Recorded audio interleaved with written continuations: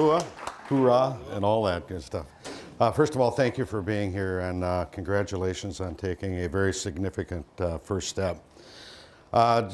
This is an extremely important event because it's going to give you a roadmap of some things and dots to connect, if you will. I'll just give you a little background. My wife was a realtor. She was an independent contractor. She had her own business, and she is a very expressive, outgoing person, people person type of thing that you would just really, really enjoy. She lucked out because someone said, if you're going into business, make sure you attract people that are your opposite. Because if you're a great salesman, you need someone who can take care of the books. If you can like the attention to detail, then you need someone that's out there meeting and greeting people. It's a blend and it's a balance and it's an operation. Your military experience is going to serve you extremely well. I just happened to have my degree in accounting, and I got to take care of her books, which drove me nuts. But also you will find that there's a lot of tax deductions that are made available to businesses that are not made to the wage earner. The goals and objectives that you're going to see here, I also spent most of my career in education with the MNSCU system. And what you're going to pick up today is agencies that exist to help you. In the MNSCU system, for example, at the college I was at, had a small business management program of people that would work with new people starting up their business, and on a regular basis they would visit with them and just help them. And a lot of times it was, you're on track, you're doing good, keep it steady. And sometimes they'd say, well, maybe you want to consider this, or here's some of the stuff that's out there that's new. If you think it's an 8-to-5 job, feel free to leave now. But also in my real estate, I'd get to go with my wife a lot. And she had some clients who were very, very successful people that were bought out. And now we're cash rich. And as she visited with them, it was kind of funny, but the one couple that sticks in mind, and they're the Larsons, did very, very well. But they almost seemed lost because their marriage was centered around them working together and building this business. And I think that was probably the best and most enjoyable time of their life, working their butts off. So anyway, this is going to be, each and every one of you will have a different idea, different approach, a different concept. And I am envious of you in many, many ways because it's a new adventure. Your military training, your military discipline, use it. You know, the business world, there's a war out there. And your leadership skills and so forth. And then as you do it, be very, very careful not to fall into the trap of just because you're good at something, your mission is going to change. Instead of being a good rifleman, you're going to have to be a squad leader. And then from that squad leader, you're going to have to be the platoon sergeant. And then from that platoon sergeant, you're going to have to be the company commander as you grow up, as your business grows. And all the skills and talents that you have, you're going to probably have to, at some point in time, as you become successful, train others to do that for you. And so it's a learning curve in that whole spectrum of business. Now it's my great pleasure. First of all, thank you for being here. That's a first major step. There's going to be a lot of tools, assets, and resources that will be available to you. Be careful what you ask for. You may actually get it. So know why you want it and why you're asking for it. But Minnesota has been blessed to have very, very strong leadership that cares about the veterans. And at this time, I'd like to introduce the Commander-in-Chief of the Minnesota National Guard, Governor Tim Pawlenty. Thanks, John. Thank you very much. I appreciate it. Good morning. Good morning. Thank you. Thank you very much. Good morning. Thanks for coming out. We really appreciate it. I want to thank General Shellito. I think many of you may recognize, but some of you may not, that he's coming towards the end of his time as the Adjutant General for the Minnesota National Guard. His last day is going to be October 31st. And he has served our country, and he has served our military more broadly and our Minnesota National Guard for many decades. And we're very grateful for his leadership and service, as we are for the leadership and service of every man and woman in this room who is in our United States military or is a veteran. We appreciate each and every one of you. But General Shelito, I again want to thank you for all that you've done for Minnesota, for our National Guard, and for the men and women who've served, and we're grateful for all your leadership.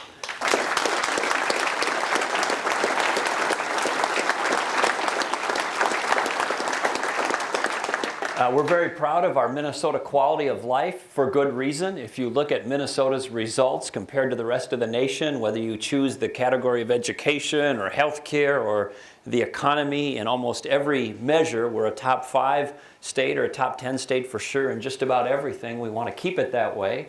But if you ask people, what makes you most happy? What do you get the most meaning from? Where do you get your joy from? After they talk about faith and family, they'll get into a series of other descriptions. And sometimes they might say things like, I'd love to go out and duck hunt in the fall. Or, I'd really like to get a bike and go riding around the lakes or on one of those great bike trails in Minnesota. I really enjoy that. Or other people might say, I'm going to go buy season tickets to the Vikings and watch Brett Favre win the Super Bowl, starting by kicking New Orleans' butt coming up next week in that opening game. Or they might say, I love the arts or getting involved in charity or something like that. But if you look behind each of those descriptions, almost every one of them requires something. It requires that people have access to a job or an economic opportunity. Because it's real hard to go duck hunting if you can't afford to buy the shotgun and go out and shoot ducks. And it's pretty tough to go watch Brett Favre in the Metrodome if you can't buy the ticket. And it's pretty hard to go bike riding around the lake if you can't buy the bike. And so one of the best things that we can do for our state and for our nation as individuals and as policy leaders and public servants is to do those things that are going to make it more likely, not less likely, that businesses are going to start and grow in Minnesota and hopefully elsewhere, and importantly then provide economic opportunity to others who are employees or suppliers or vendors, and the folks who then get involved in the acceleration of money through our economy. So I'm delighted that you're here today for a couple of reasons. First of all, we know our duty to you is to do everything that we can to say thank you for the service that you're providing and have provided. We know that we wouldn't have the country we have without you. We know that the United States of America is a free country and a great country because brave men and women throughout our history and to this day have stood up and said, because my country asks, I'll go do this. And then you've been that thin line between us and a lot of bad things happening to the best interests of the United States of America. And so we're very grateful. And we want to listen and understand what are the challenges that you see, that you feel that we might be able to help with. And so as we gather with veterans, as we gather with members of the military, we always ask, well, what can we do? What are we missing? What more can we try to modernize or improve to create opportunities? And General Shelito and Chaplain Morris and the Minnesota National Guard were saying, one area that we should be focused on is not just what can we do to make the integration or reintegration back to employment or reemployment easier, but there's a subgroup of veterans or members of the military who might want to start a business. And rather than having them kind of bounce around on a one-off basis trying to figure this out, why don't we get some economies of scale and get some experts together on the basics, at least, of how do you get it financed, how do you get a business plan going, what are the kinds of things you got to have for compliance, and on down the list, and get everybody in the room and get a running start and save a lot of people a lot of time and energy and money from all of that exercise and try to do it in a half a day or 2/3 of a day. What a fabulous idea. And so that brings us to today. And I want to just say thank you for being here. Thank you for having an interest in potentially being an entrepreneur. It not only may provide you or your family or your future employees with an economic opportunity and quality of life opportunity, but it's another service to our state and to our country. One of the most important things the country needs right now are people who are willing to start businesses and grow businesses and the economic impact that has. So it's another example really of you serving the country by being entrepreneurs if you're willing to consider this. Now, the General mentioned something that as you think about moving from what you've done traditionally to this potential opportunity, it might be a transition, but if you think about the skill sets that you have, first of all, do you have an idea? Most of you probably do, or you wouldn't be here. And if not, that's what the internet's for, and that's what networking's for, and researching is for. Number two, though, do you have the ability to develop a disciplined plan? And of course, most of you with your background are very familiar with planning and logistics and the discipline of what it takes to put together a plan and to implement it. Can you communicate? Can you lead? Can you put together an organization? Can you follow rules, i.e. compliance? And down the list, if you look at the characteristics of what people would want in a high-functioning, well-run business leader, those are very similar to the characteristics of what you'd want with a successful member of the military. And so there may be a little translation involved, but I think at core, it sets you up very well for the kinds of skills that you'd want to lead an organization in business. So I hope throughout the morning this morning that you get at least a flavor, a taste for the main categories of things that you might want to consider as you think about potentially being an entrepreneur.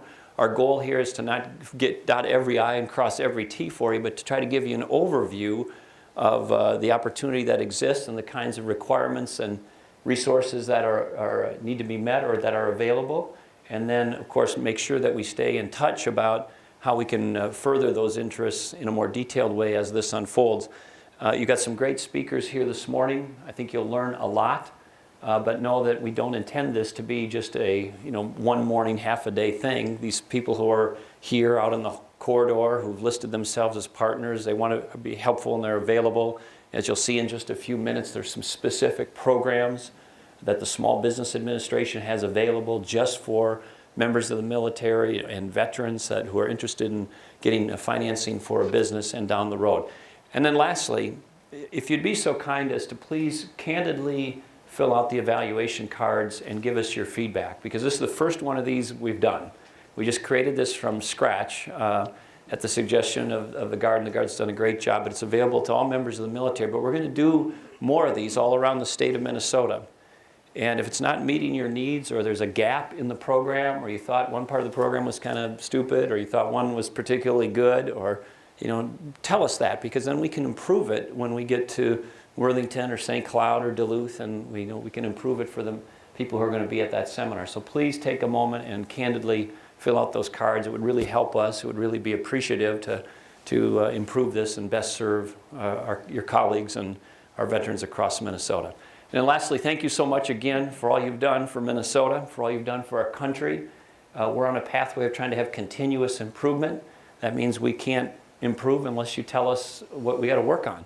So beyond just this seminar, if there are things that from a legislative standpoint, a public policy standpoint, that need to be modernized, changed, improved, 9 out of the 10 ideas we get usually come from somebody walking up to us saying, why don't you do this differently? Or had you ever thought about that? And it helps to get that kind of input as well. So God bless each and every one of you. Thank you for serving. I hope you have a productive and informative morning, and I hope I can see you down the road in a few years as successful entrepreneurs and business leaders in our state. Appreciate it very much.